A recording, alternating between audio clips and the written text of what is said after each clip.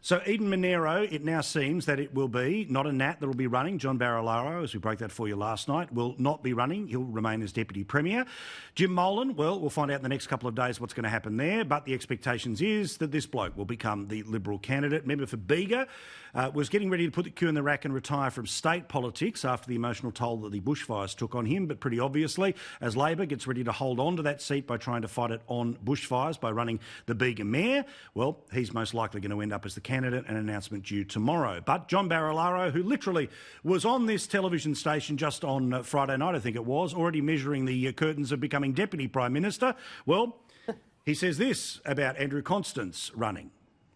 No, not at all. As I said, Andrew and I have spoken right throughout this. He knew exactly where my head was at.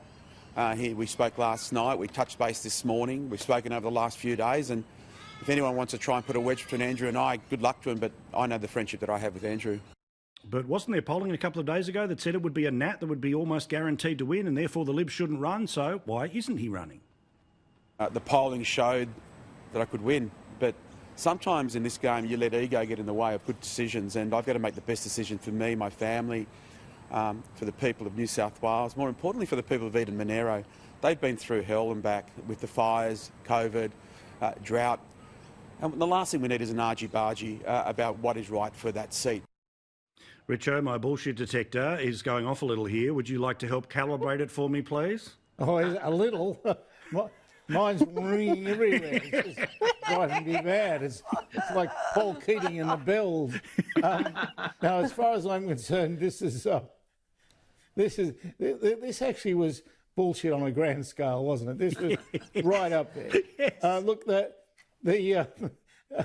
Look, I think that when it comes to Eden-Monaro, Constance doesn't really want to be in politics, and I think they really expect Labor to win it. So I think Constance says, well, listen, I'll have a go, and if I lose, well, it's not the end of my world because I don't really want to be in this anyway. And normally we don't win it. Normally the Labor Party do. So I'll have a crack for you. I think that's probably the reasons that things are coming out the way they are. I also think, look, strategically, Albo made it very clear by wanting to put the Bega Mayor in, and from the minute one of even when Mike Kelly was resigning, he wanted to get it to bushfires because he knows that's obviously a source of pain and an ability to try to, reset the clock to where we were in January. I don't think that works for the country. It certainly will work for the most affected areas. So to be honest, the only person that could run against it is an absolute figure of sympathy who, rightly or wrongly, has had plenty to say along the way. So I think Constance is going to be the best hand to play there. But Richo, I mean, let's talk about, this is an expectation game management. It's just reality and history. Governments don't take seats off oppositions at by-elections. One of the fatal mistakes that Turnbull made was by saying that those Super Saturday by-elections were a referendum on his leadership,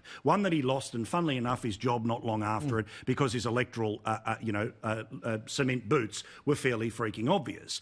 The difficulty for the Libs here is, yes, it's a bellwether seat. It'd be nice to win it. We'll give it a crack, but you don't want to set the expectations that this is going to be a tight fight, because then, Nasty Nicky and all the rest of them start to write about how the Libs failed in their strategy to win a seat that they historically shouldn't win.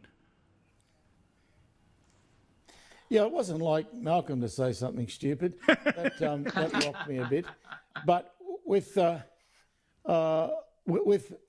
this seat in general, it is a fact that Labor do win it most of the time.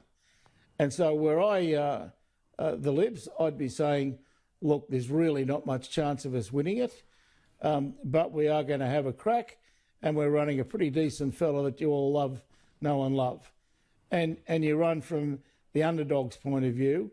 I don't think I'd be trying to say, let's win a seat off the government, let's whack them, if I were in Labor's position, because it isn't like that. I mean, this is not a hated government.